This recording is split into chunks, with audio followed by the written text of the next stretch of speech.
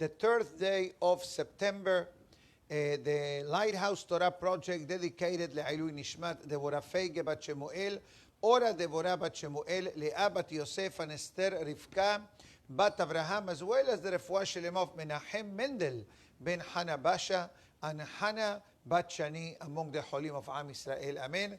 Additionally, the iTorah.com dedicated for the Shidduchim of Nehama Dina bat Hanabatia, Eliyahu Haim ben Esther, Rachel Penina bat Jenny, and Sarah Simcha bat Sophie. Today, we continue, Be'ezat Hashem, the next chapter of Tomer Devorah. I do know, and I do recognize, that yesterday's class was a bit intense, and we discussed very deep and esoteric topics that some people may have felt that they were a bit scary. But obviously, everything that we learned and we said is Leshem Shamayim. So today, we're going to change the tune. Not because I have to change the tune, because this is the menu of the day. Today's topic is about love. Love. Amen. It's a short word, right? But there is a lot of love to give around. Leading with love. Loving husband. Loving wife. Loving parents. Loving grandparents. Loving grandchildren. Whatever word loving you like to fit, there is an area that it can be put in. But today's love, we are going to discuss how much Hashem loves the Jewish people. We all know that there is an abundant, actually that's not appropriate to say, there is an infinite amount of love that Hashem has for Am Israel. The Pasuk calls Am Israel Lisherit Nahalato, the remnant of his heritage. This is what the Pasuk writes in the book of Micha. And it says, this is the opening statement of today's class. HaKadosh Baruch Hu mitnaheg im Israel bederech zo.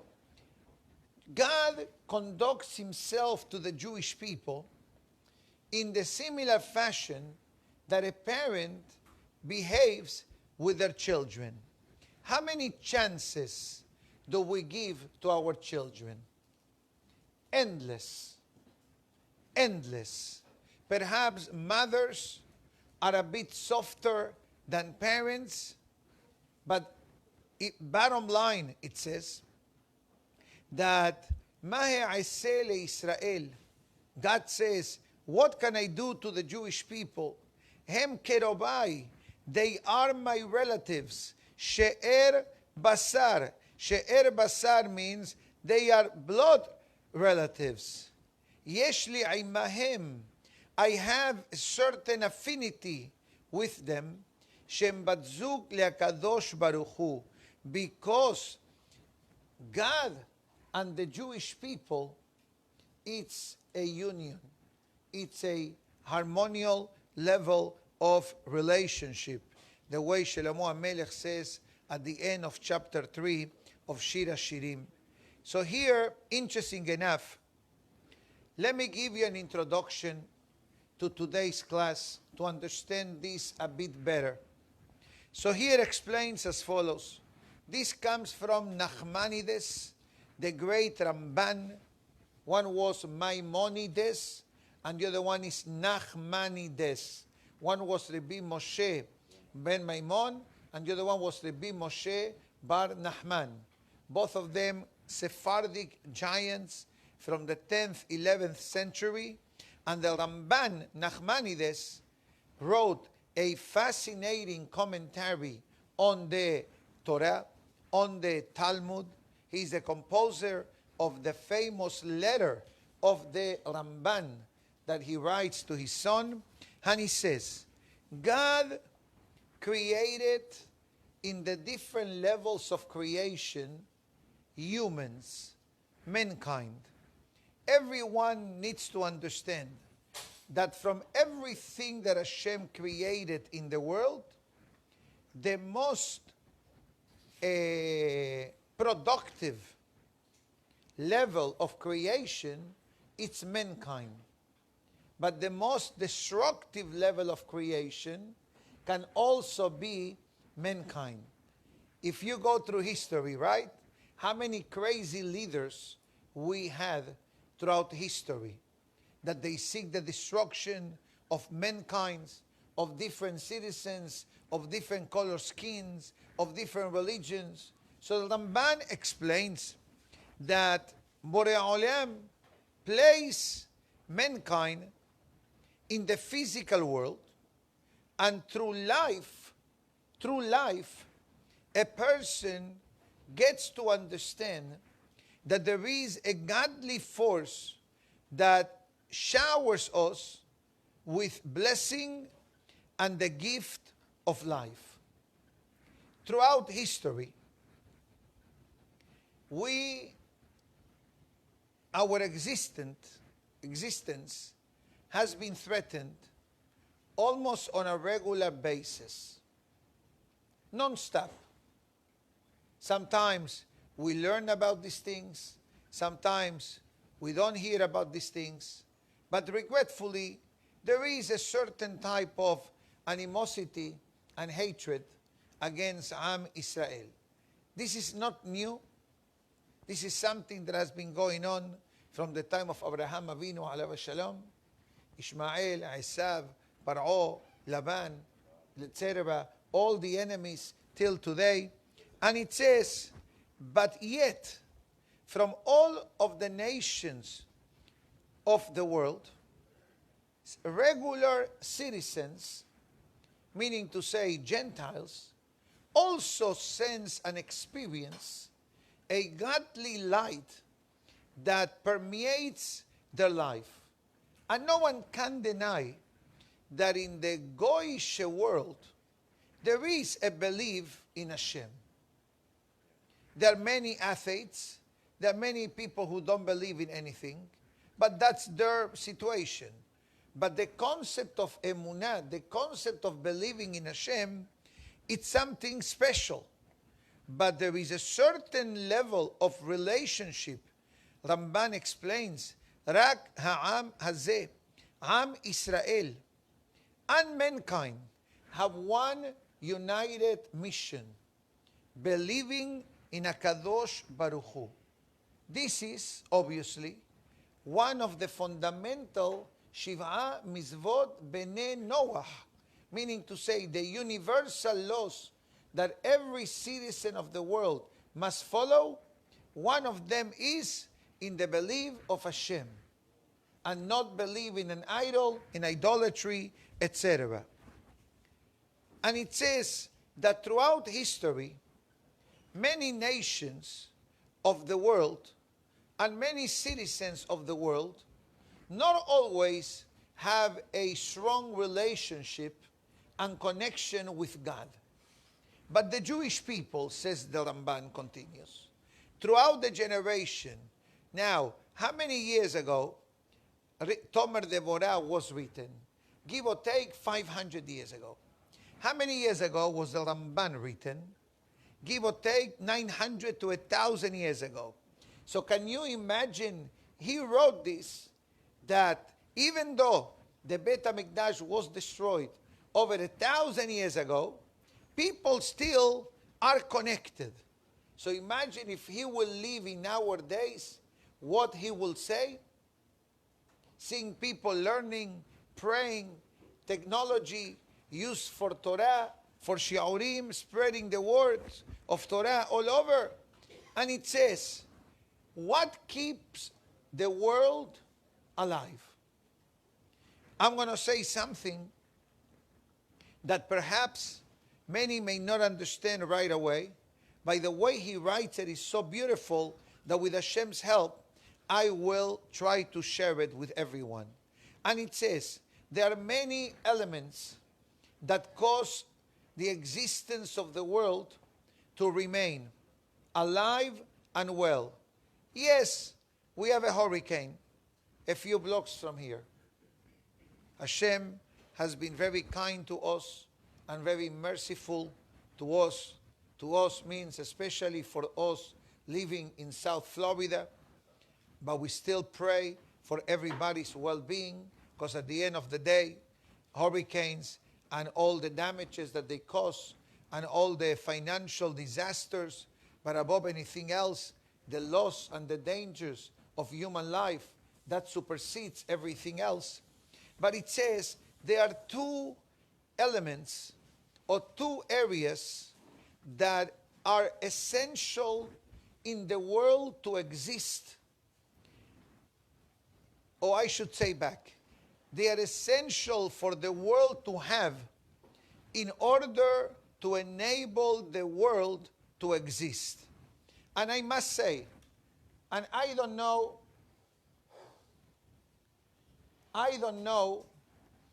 exactly who is watching or who is listening, but I have to say this with a proper thought, so whatever he's trying to say, God willing, I'm able to share it with the kahal.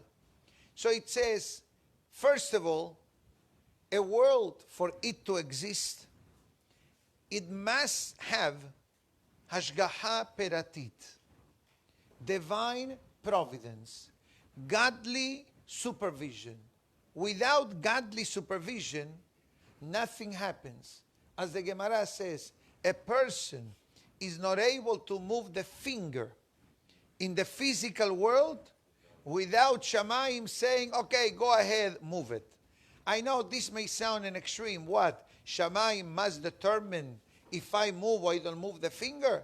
I think the message of the Talmud is trying to tell us is, don't divorce yourself from the source of life. The source of life, like it or not, is Hashem. Mekor Haim. Ki imecha mekor Haim, King David says. With you is the source of life. What does it mean? I want to live. Do you want to live? Do you want to live? Everybody wants to live. But the first question is, what do you call living? What do you call living? Hazaku Baruch. So let's finish the pasuk. Ki imecha mekor haim. Beorcha nir'e or. King David says, with you, you are my plug, so to speak. You are my wire. You are my connector. And with your light, I will see the light. What does it mean? What is the light of the Torah? Mehillah. What is the light of HaKadosh Baruch Hu? For that, we're going to say the pasuk. Ki ner mizvah betorah or. So we understand that the more a Yehudi has a chance to learn Torah and learns Torah, guess what? It's like you're charging your cell phone without a wire. Imagine yourself, you're running out of battery and you don't have a plug or you don't have a wire. So how are you going to charge your phone? Now we're giving you a formula that you can charge your phone without a wire, which, by the way, it exists. Today, it already exists. But you need to have that device. So imagine yourself, I tell you now, put your cell phone on your jacket and it's going to charge. By the way, it exists also. Today, there is luggages that come with a USB port to charge your cell phone. Today, there are backpacks that have also chargers. Today, you have hoodies that comes with Bluetooth. I gave you a lot of ideas now, okay? Make sure to patent it right away. But all these things, I believe that there is something around those examples that I gave you. So the Ramban says, first, a person has a connection with Hashem. And many times people tell me, oh, Rabbi, I'm very connected with God. So I ask him, how do you connect with Hashem? So one person tells me, I pray to Hashem. Beautiful. Another person tells me, I learn Torah daily, and when I learn Torah, I feel like all my problems and all my challenge and all the headaches, suddenly they went on vacation, and I'm able to have a certain level of clarity. Another person says, through Hesed, I'm connecting with Hashem. There are many ways how a person connects with God. The Gemara writes, Harbe sheluchim lamakom. God has many messengers how to send something to a person. Like in the world of business. Let's say you come into my store and you say, oh wow, he's going to make my day. And guess what? You end up buying nothing. And then somebody else says, oh, this guy is wasting my time. He's the one that makes it for you. So the Gemara says, Harbe sheluchim lamakom.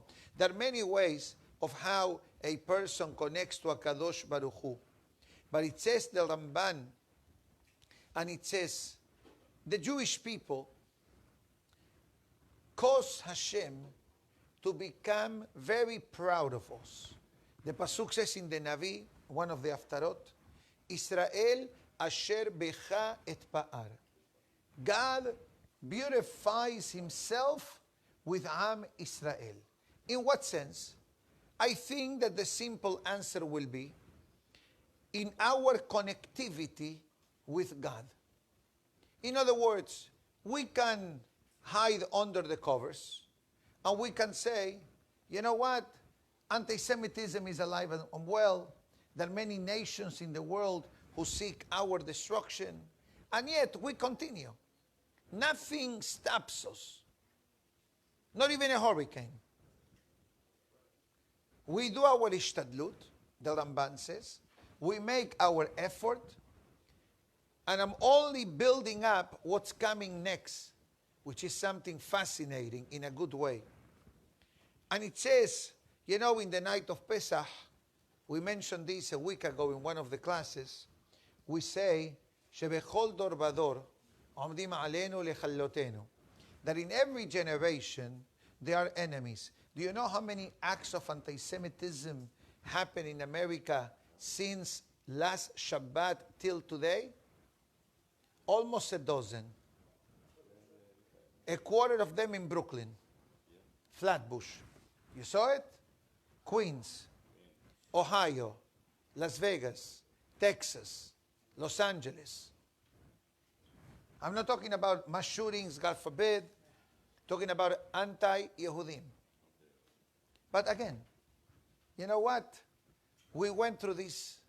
We need to continue doing what we can in the best way. And obviously take the proper precautions. But we not stop. And that's what the Pasuk says. Israel asher becha et pa'ar. It says, why Hashem takes great pride from the Jewish people? Because they don't give up hope. They remain faithful. Some of us more, some of us less. But as long as somehow, somewhere, we have connectivity with Hashem, we are in the proper way. And it says, how do we connect? He brings the Ramban one more element. We mentioned before Emunah. Another one we mentioned Torah learning. But it says there is one more. Kiyum HaMizvot. Kiyum HaMizvot. The fulfillment of the commandments. So guess what? I can be in the business world. I can be sleeping. And guess what? I'm serving God in my business world. I'm serving God while I'm sleeping. Now you may say, Rabbi, how can you connect serving God? Usually people relate it to praying, learning, etc. And now we're saying, no, you can serve God in your business. How? You can serve God when you sleep. Very simple technique. When a person is in the world of business and the person acts in a kosher way, in a proper way, like the story I heard the other day, that an insurance settlement came to someone after 9/11, and the insurance company made a mistake and added $2 million to the claim. So one of the partners says, wow, this is our God's Hanukkah present. The insurance company made a mistake. And the head partner says, the insurance company is testing us. Send the money back. And they send the money back. I don't know how much they got. I don't know the details. But I do know that they got $2 million above, by mistake, above and beyond. And the same thing happened to someone the other day. A bank from South Dakota that has a branch in Miami is overpaying rent $3,600 every month. Yeah, overpaying. It's like they did not read the lease. They paying the price on the first offer, and the settlement was on a less second offer. But whoever is managing the books only kept the copy of the first lease. That is not the final number. And he came and asked me what to do. I said, short answer, contact them, and tell them this is the mistake. And if they don't feel that is a mistake, and they're paying you in advance, let's say, which there is a clause that they can pay the rent ahead, and then the rent number will be frozen, maybe is a way. But it says, you as a Yehudi, you have an obligation to act dugma tova. You need to be a good, honest person. Going to sleep. Let's go to the other extreme. In the world of business, we have a lot of temptations. We have a lot of challenges when it comes to money. Okay? And that's why the Gemara says, Adam nikar bekiso. Kiso, one of the three, is what? Kiso, koso, kaso. Let's talk about kiso, money.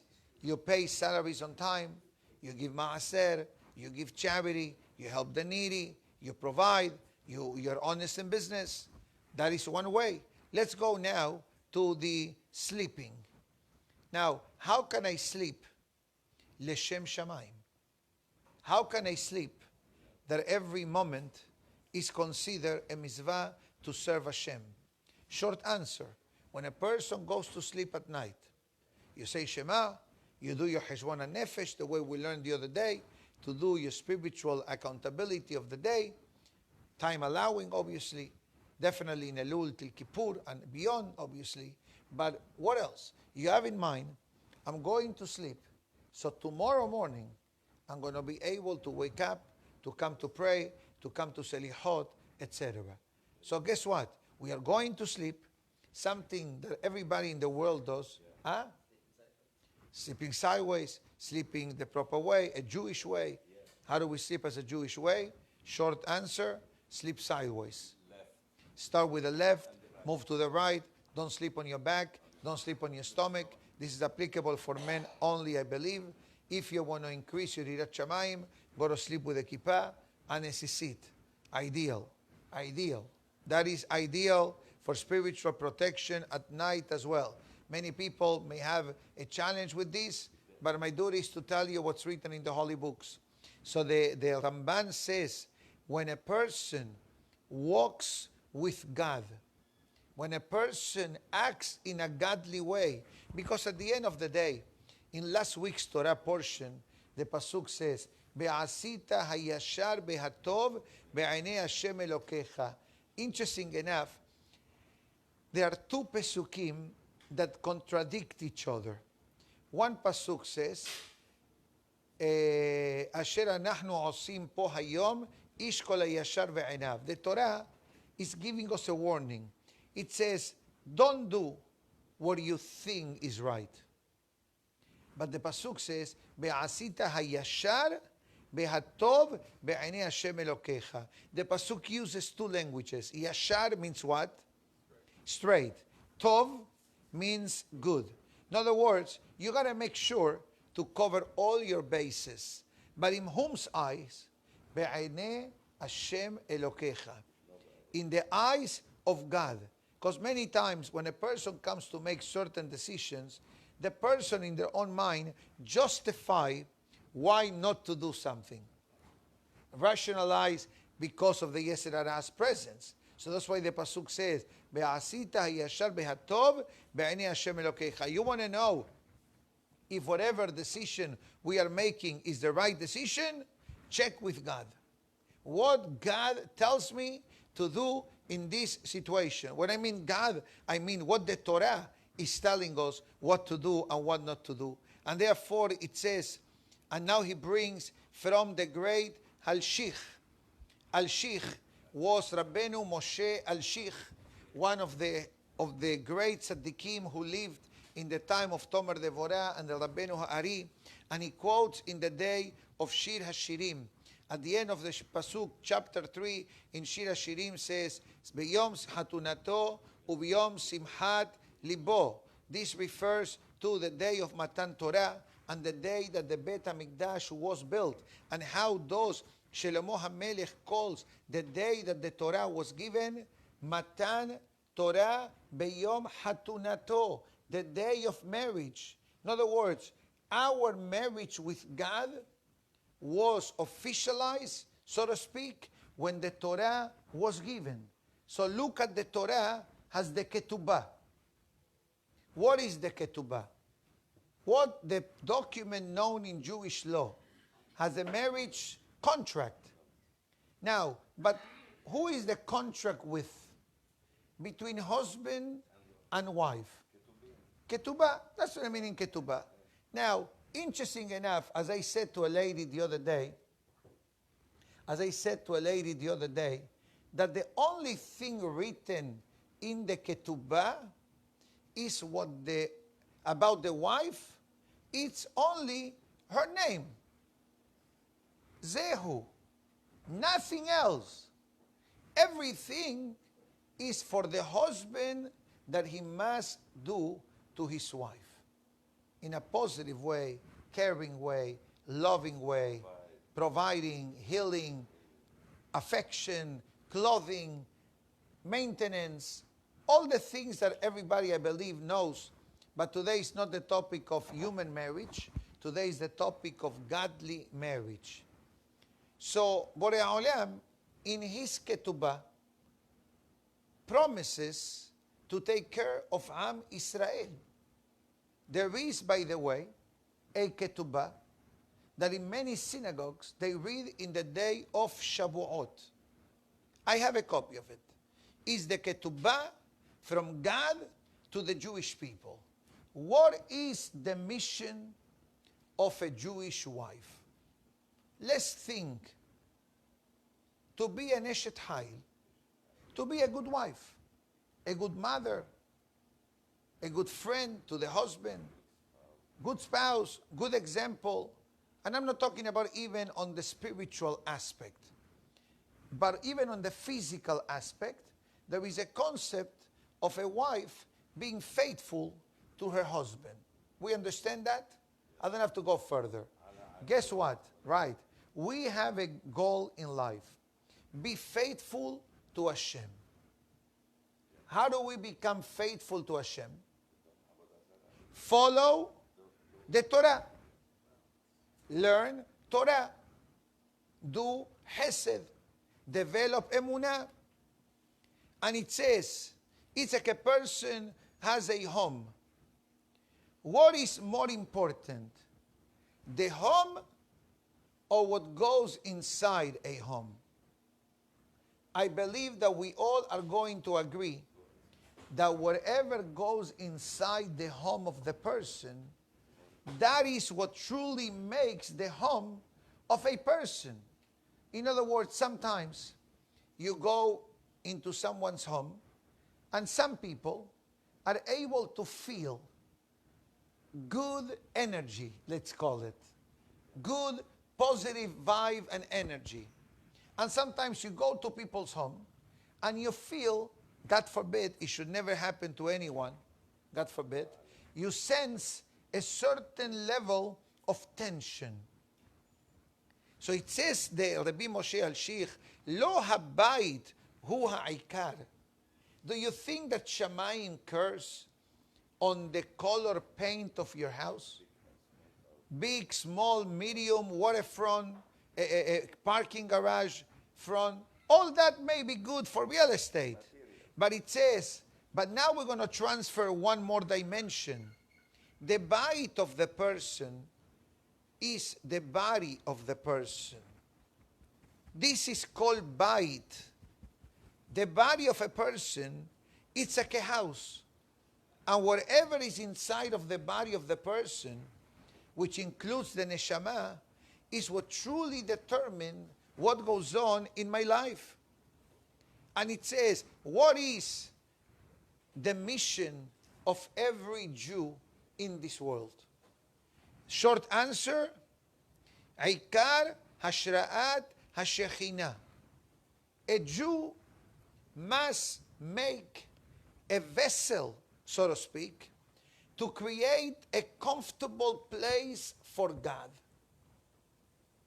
It's like you want to wear a brand new suit for Rosh Hashanah. Or a person is getting married and is going to wear a beautiful tuxedo. Before you put on the new garment, what are you supposed to do? You're supposed to take a shower. Correct? I hope. To be clean. I think it makes sense. Don't tell me you took a shower 2 days ago. Rahi, no, today you take a shower every day. Right?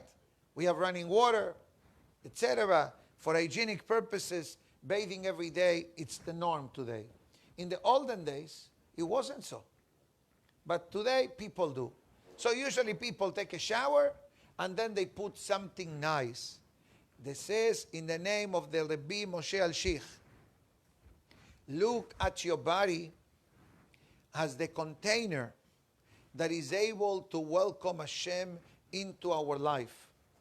And the body has two parts, the external and the internal. You know, sometimes you hear unfortunate news, and then many times people say, but very strange, he looks so good. Externally he looked good. But God forbid, who knows what was going on internally. So it says here that a person's mission is to create a suitable environment that God says, I would love to move into your home. It's not difficult. We are already on the right track. The fact that we come to pray, we come to learn, we come to the Selihot, we go to a Torah class here, a Torah class there. I'm sure that everybody, according to the knowledge and ways, tries to live a godly life. Guess what? We put the mezuzah in the home. We separate the meat and dairy. We observe the Shabbat. We observe the holidays. All these mitzvot, how small may appear to be externally, but it really is what causes the environment required for Borei Olam to say, you know what? I'd like to be part of your life. That's why King David says, Shiviti Hashem lenegdi tamid. I'll place God constantly in front of me. Is it easy to think about Hashem every second of the day? I'm not sure if it's easy. I think it's a matter of the person constantly training themselves, thinking about Hashem. But continues here, Tomer Devorah, and it says that when it comes to Am Israel, Borei Olam sees how the Jewish people endure and were able to overcome and to survive challenges. For example, let's speak about a minute or two about the Roman Empire, the Greek Empire, the Persians, the Assyrians. What happened with them? They became a great empire, and then they collapsed, and they are part of a museum. History. Khalas. You go to a museum, you'll see something. You go to the school textbook, right? You'll see something about it. But Am Israel, how many chances we were able to, we were collapsing, literally, we were collapsing, and we were hitting, we were getting hit rather by all sides, and yet we fulfill the pasuk that says, Ki nafalti kamti. Even though I'm down, I'm able to get up. And if there was a time in history that remaining a Jew and remaining an observant Jew was challenging, this is without a doubt one of the most challenging generations of history. Without a doubt. Because many generations back, it was more about survival. There was no so much negative influence and access to negativity like we have today. If it's through social media, or if it's through the internet, or if it's through different venues that today the world takes for granted, and they are able to ruin someone's life, cyberbullying, so to speak. That's one. Or surfing to inappropriate places. Another means surfing on the ocean. You understand? The person, there was to be a time that a person needed to look for the Yetzer Hara. Today the Yetzer Hara lives with us. That was going to be my next concept. Another challenge that we have is the topic of assimilation. So every time a Jewish couple marries, it's a victory for Am Israel. It's a victory and survival of Am Israel. We could have thrown in the towel after Hanukkah. We could have thrown in the towel with Ahashverosh. We could have thrown in the towel after the Holocaust, after the Crusades, after the Cossacks. And yet, we have like a battery that constantly runs, like the Duracell battery, right? It's the Duracell brand, okay? That runs and runs and runs and runs. They come and leave, and we continue. It says, the Rabbi Moshe Cordovero, and it says that part of Hashem's love is that God takes upon himself suffering of Am Israel. What does it mean? What happens if a parent needs to take the child to the doctor and the doctor needs to get a shot? Or God forbid, in a worst case scenario, surgery. Even though the one going through surgery is the child, but the parents, by nature, by emotional attachment, they are willing to trade place with the child, correct? It says the Tomer Devorah that this is the same thing that happens with HaKadosh Baruch Hu. It says whenever the Jewish people go through challenges, Hashem also experiences that pain. And it says here that this relationship with God and the Jewish people is not a new love, but this is something has been going on since the time of Avraham Avinu, alav shalom. In every generation, enemies get up to destroy us. And how does the Haggadah finishes that paragraph? Ve'akadosh Baruch Hu masilenu miyadam. And therefore it says, we are able to understand one more concept. It says here that every Yehudi, it's connected with another. He brings here from the Sefer Reshit Chochmah, and it says every soul has a connection. You cannot say, oh, my soul is exclusive, I don't need anyone else. No, every soul has a supplemental aspect of it. You can call it sometimes the wife, or you can call it your connection with the neshama. For this reason, we have a rule, we have a kelal that says concerning in Masechet Berachot, concerning the value of doing mitzvot in a group. The Gemara says, an interesting pasuk from Shlomo HaMelech, Berov Am Hadrat Melech. It says one of the things that shows the beauty and the majestic essence of a king is when people are united. Hence, he brings the concept of a minyan, to pray with a minyan. And how many times we discuss the great merit of being from the first 10 people that make the minyan. These 10 people are the foundation of the minyan. Yes, many more people will be coming afterwards, and it's great for them too. But the 10 first holy Jews who made the minyan, there is a certain spiritual upgrade and blessing for them, because they were the first 10 people. It's like Black Friday, Hamavdil. How many hours people stay outside of Best Buy and Walmart? Today, Black Friday became Black Week, and Black Friday in July, and buy online. But in the olden days, if you remember, people used to camp out, right? In the night before the stores. Imagine you were one of the first 10 guys who ran into Walmart or Best Buy or Brandsma, whatever store you like to be, and you got the equipment and the sound system and the computers for a Metzia price. The madness. So it says here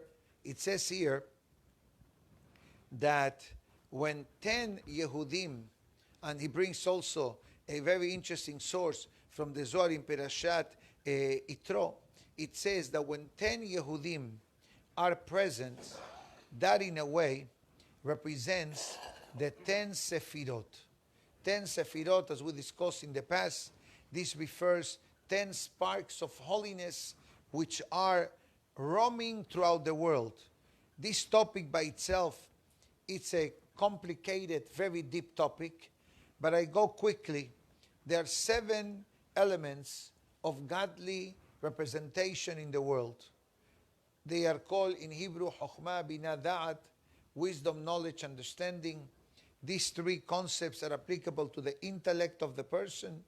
Then you have Hesed, Geburah, Tiferet, Nesach, Hod, Yesod, Malchut. So it says in Zohar Kadosh, when 10 Yehudim are together, each one carries 1 spark. What is the highest spark of the 10? Malchut. What is the word Malchut? Kingdom. That Hashem says, I'm ready to come in. That's why for a minyan, you need 10. For Kaddish, you need 10.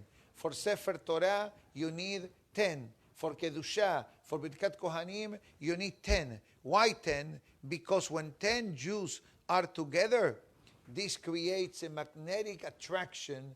Hashem says, I'm coming down, wait for me. Even when it comes to the concept of Torah learning, the Mishnah says, when 10 Yehudim are sitting down, God is sitting in the audience. Less than 10 is a different ball game. 1, a blessing. 2, write the name. The 3rd one, they take a picture. But when 10 are learning together, Shekhinah Sharia says God's presence is counted among the 10.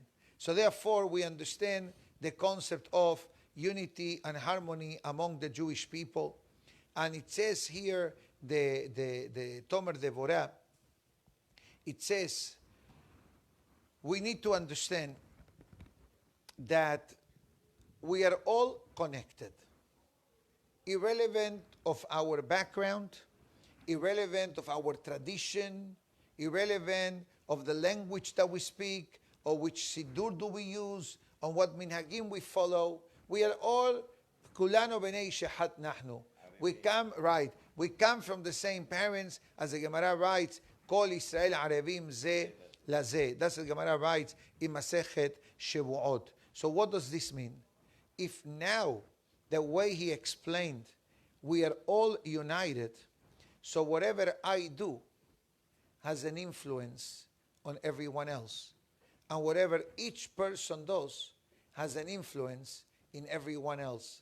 As Rabbeinu Ari writes, every Jew is a different part of the human body.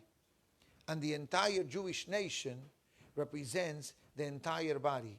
What does it mean? In one body part has pain, the entire body feels the pain. You follow me?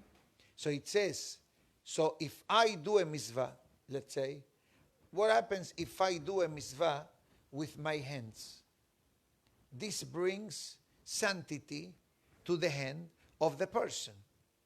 If I do a mitzvah with my head, I put on tefillin, I'm thinking about Torah, or I'm thinking about God, or I'm thinking about of Emunah, what I'm doing, I'm purifying my mahashava, my thought. But what happens? I say a nice word to someone, I'm purifying my speech.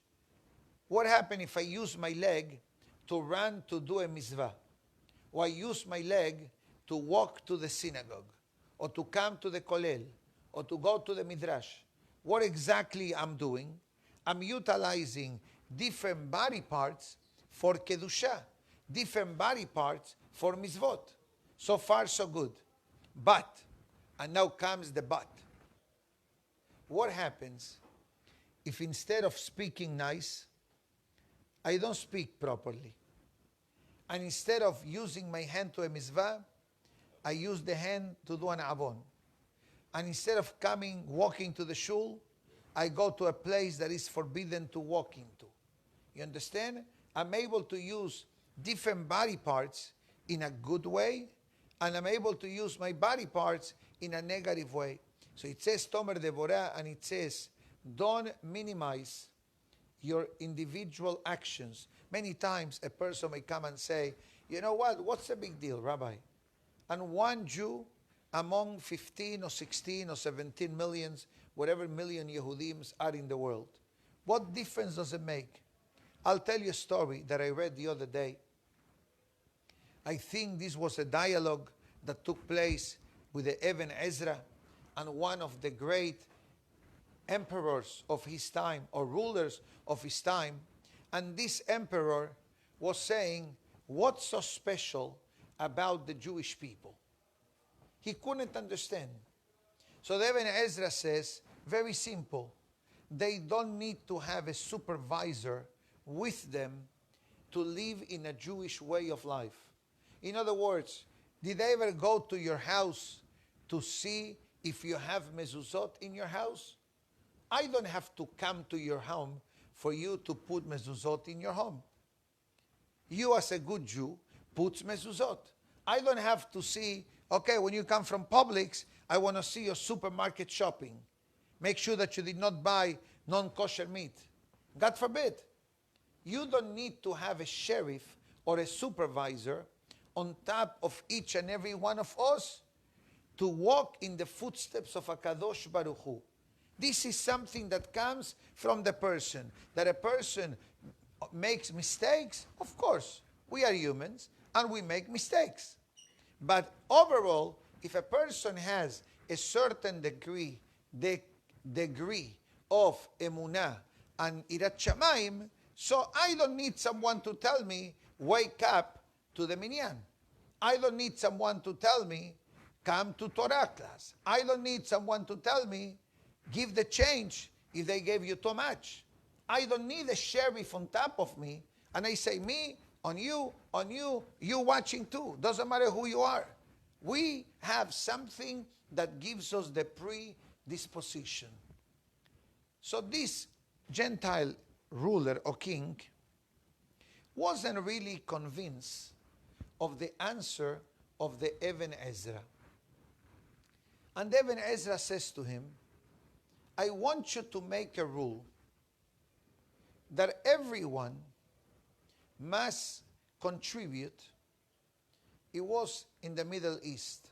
So if it's in Russia, it's vodka. If it's in the Middle East, it's arak. Right? It says, make a rule that every citizen of the town must bring a cup of arak and donate it into the barrel of the king. And you have 3 days to do this. At the end of the day, the Ibn Ezra meets with the king. And, okay, let's see if your citizens that supposedly they know the king and they have respect for the king, they see the king, let's see how is the arak of today. They opened the faucet or the spigot, I think they call it. The king tasted. He said, water. They call a minister. Try it. Water. Water. What happened? Everyone said to themselves, you know what? There are 2,000 citizens in this town. What's the big deal if I put a cup of water into, nobody's watching. It's going to be diluted in the arak. Guess what? Everyone did the same. And the king understood what Ibn Ezra was telling him. He went to shul. What does he see? People praying. He went to the Talmud Torah. What does he see? Children learning Torah. He went to the kosher supermarket. He sees everything as ashgaha. He understood what the Ibn Ezra was saying.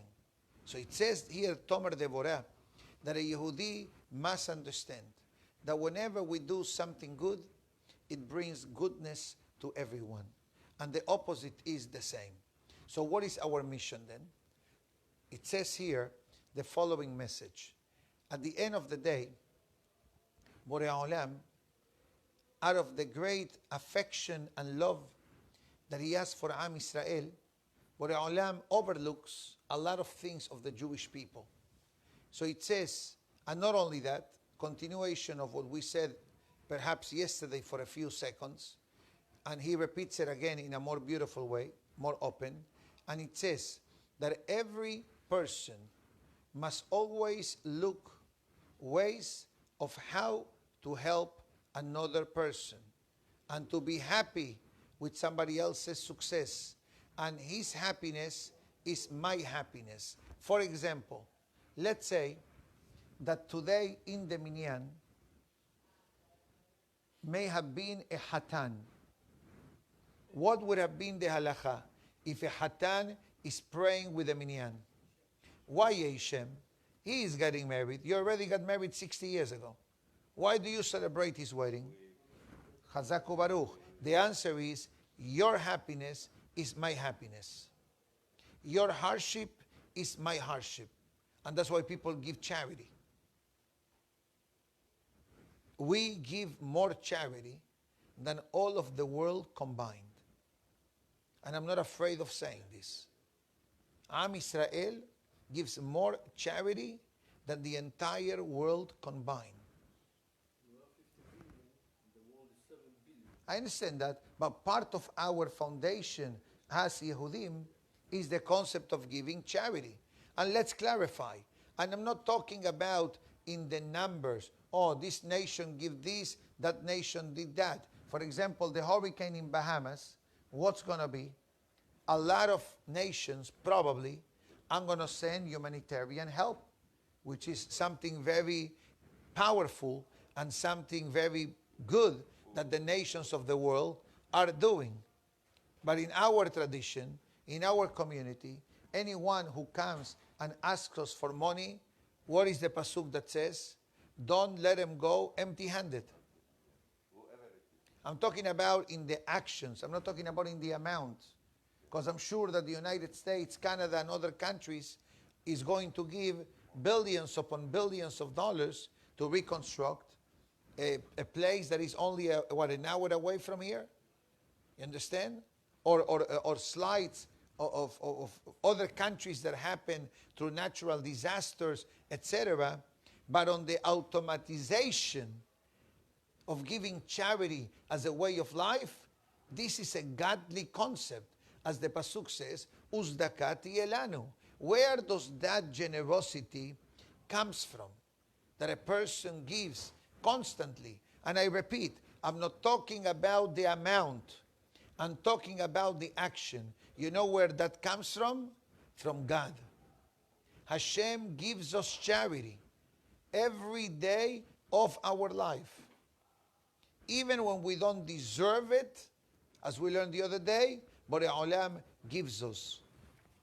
And it says as follows, that a person should train themselves to always conduct themselves in the most proper way with his friends, and don't say nothing negative, including animals.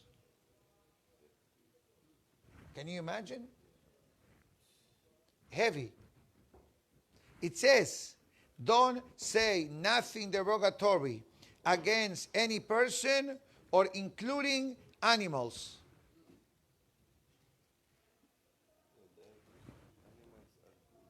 Animals have their godly essence known as high.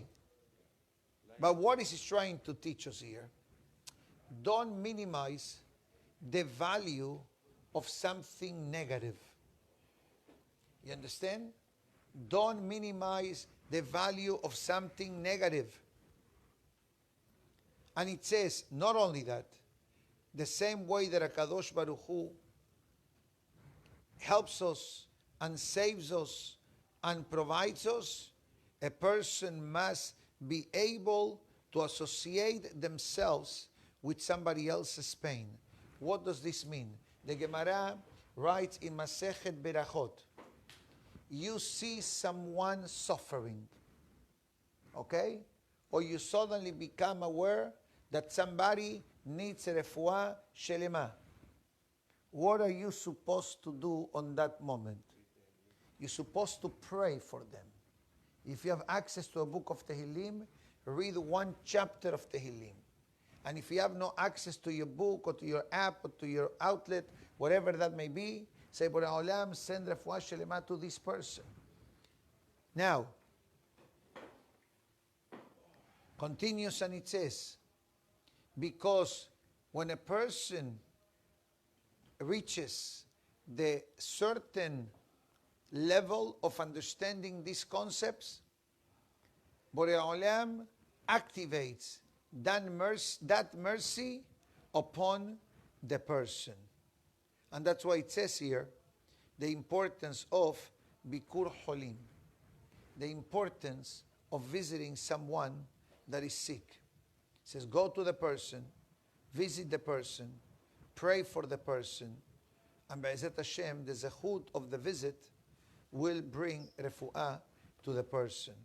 And he continues discussing this topic of interrelationship with others.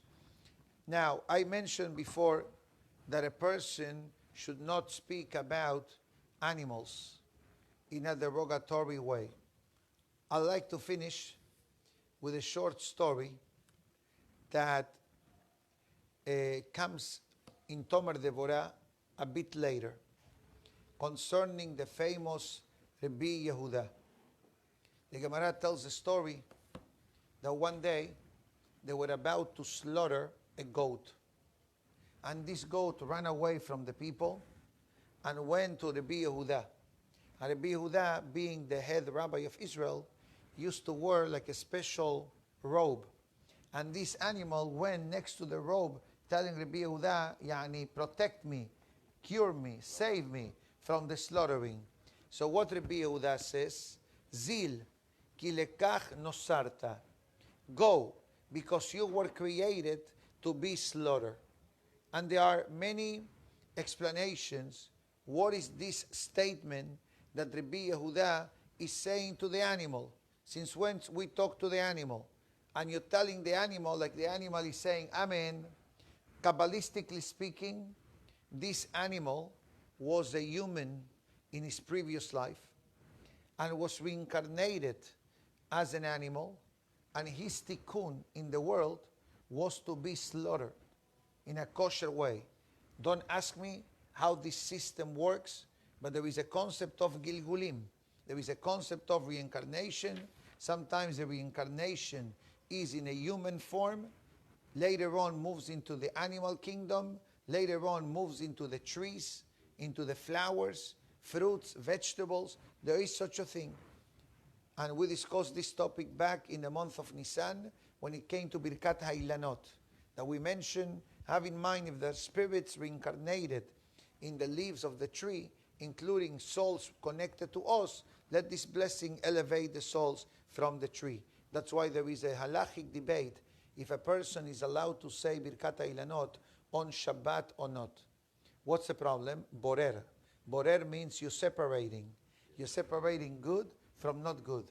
So the Kaf HaHaim brings it down that even though there is separation, is all spiritual and nothing physical. And therefore, according to the ruling of Hacham Obadiah Yosef, a person should not say it on Shabbat, but if the only day available is on Shabbat, you say this blessing of the trees that usually is recited in the month of Nisan, in the month of Pesach. So let's go back to the regular explanation of the Talmud. The Talmud says that after this statement of Rabbi Yehuda, because he failed to be kind upon this animal, he started to suffer stomach pains for years. For years. Why? Because he was not caring about an animal. Fast forward, one day, they trying to capture a rat. And what does he do? Don't kill it. Open the door, and the animal, the rodent, will leave. Guess what? The day that he saved this rat, his healing started. And the Gemara says, where do we learn that the treatment of animals is not right neither, mistreatment? It says, Berahamav al kol ma'asav. God's mercy and God's compassion doesn't say it's on humans, but it's on every creation. Ma'asav means the creation of Hashem. And for this reason, today we learn about not speaking in a negative way about an animal. Later on, we're going to learn how not to mistreat garments. This topic is coming soon. Yes, because garments also carry a godly life. Garments makes us look good, gives us warmth, protects us from the weather, keeps us elegant, etc. So we're going to discuss in Tomer Devorah proper, a few days from now, I believe, how a person needs to treat the garments. But, correct. We'll discuss that when that day comes. Now, because I think it's part of that lesson. One more. We can add one more small concept, that saying negative things is not good. Pashut. That's, I think, the message. Says a person may say, I'm only talking about an animal. Today you talk about an animal. Tomorrow you're going to talk about a person that acts like an animal. God forbid, because there are animals that are humans. Or humans that are animals. I hope it's not offensive. But in English, how sometimes people express themselves. He acts like an animal. Why they tell you that? It means that this person has no derecheres. Is this person doesn't have the proper decorum, the proper behavior that a human needs to have.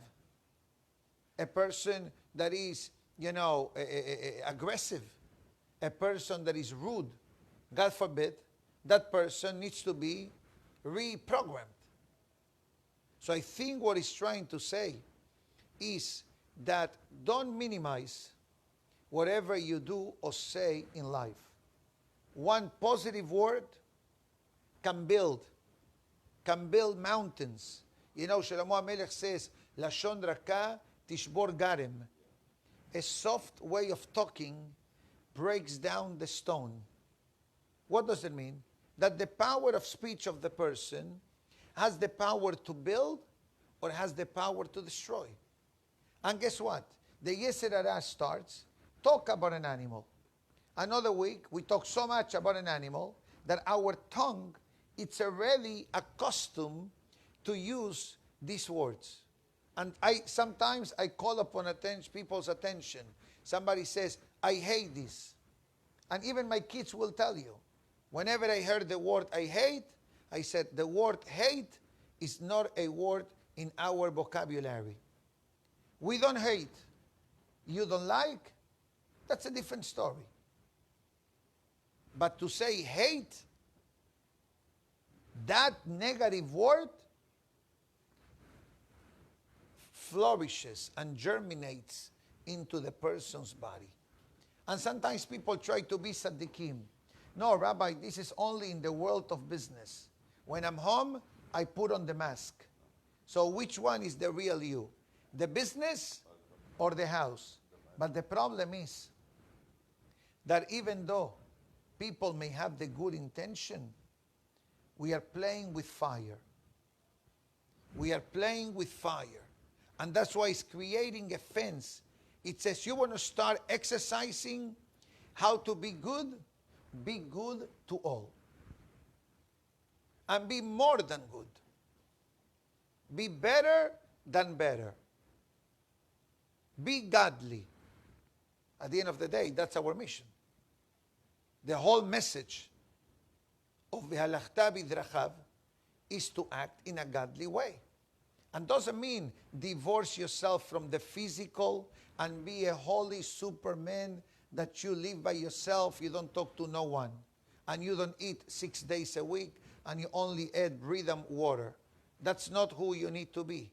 You need to be who you are, as of you are today, but just remember to bring God with us.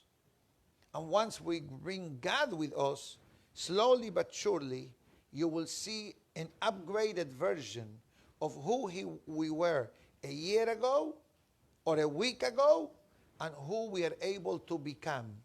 And I'll tell you one more thing to finish.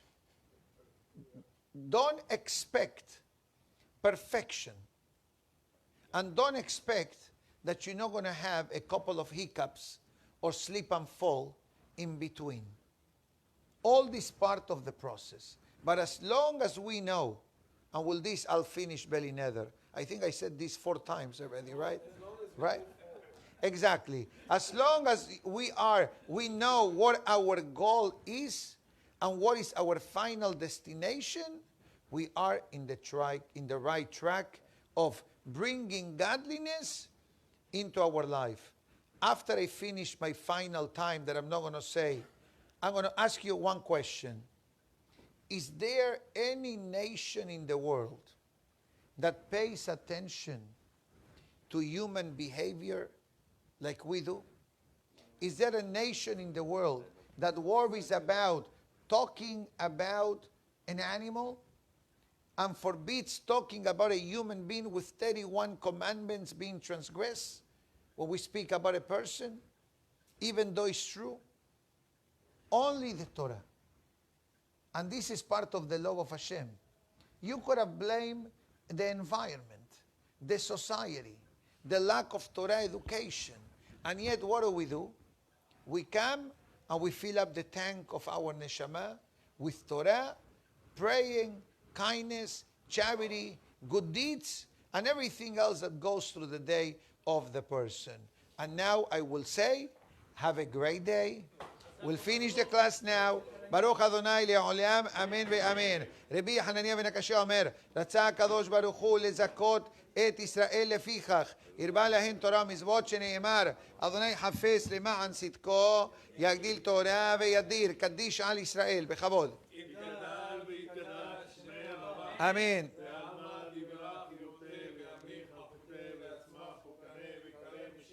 אמן.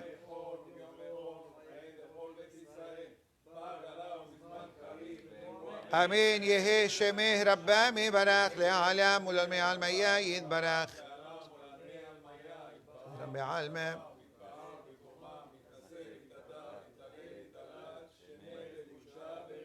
أمين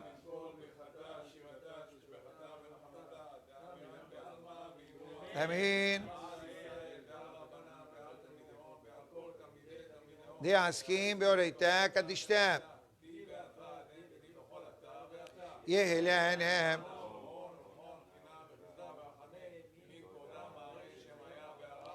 آمين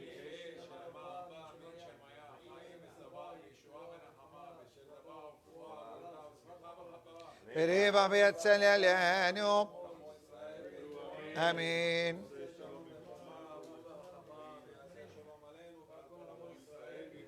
آمين